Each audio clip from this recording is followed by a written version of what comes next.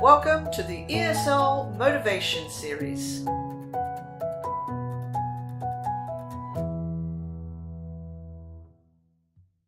What is your preferred English language future? This is mainly to do with the technology side of thinking.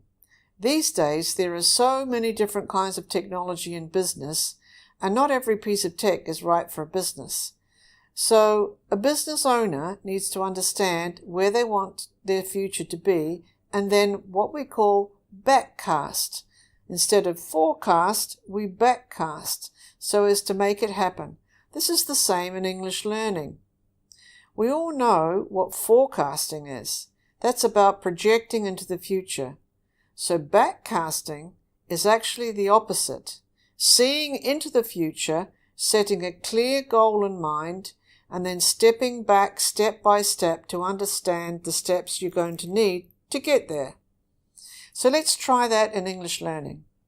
Firstly, you need to understand the different ESL futures there are.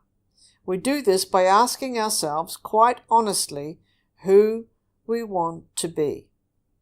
Okay, so I want you to listen to these, and I want you to ask yourself, of these 6 different types of people, what kind of person do you want to be in the future?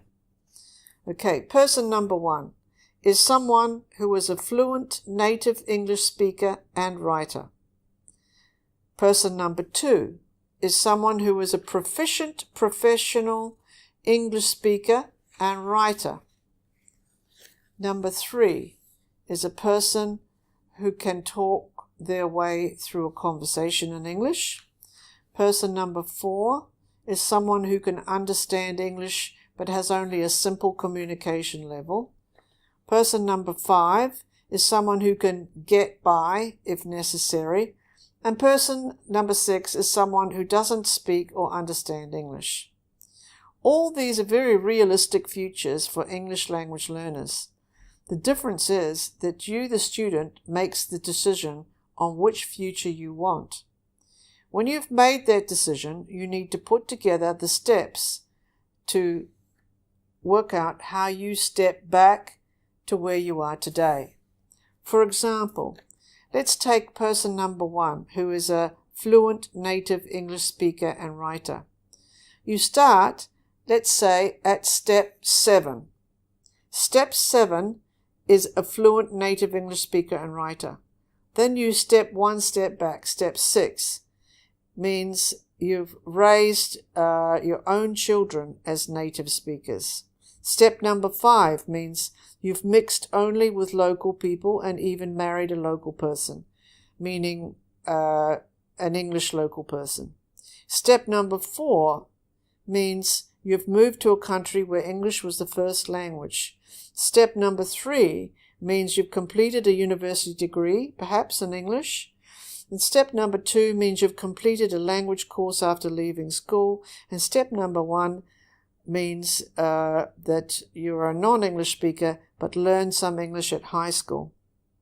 Step number 1 is where you are today, and this gives you a clear direction and process. It also helps you to understand different benchmarks along the way so you can tick them off once you have got there. For many people, being a native English speaker is a tall order, but it's possible, and you can see why the backcasting does involve quite a commitment, but it doesn't mean you can't achieve it. It just takes time.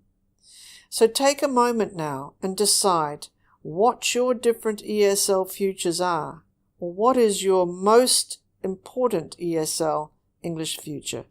Once you decide on one realistic one for you, try this backcasting exercise to see how you can get there.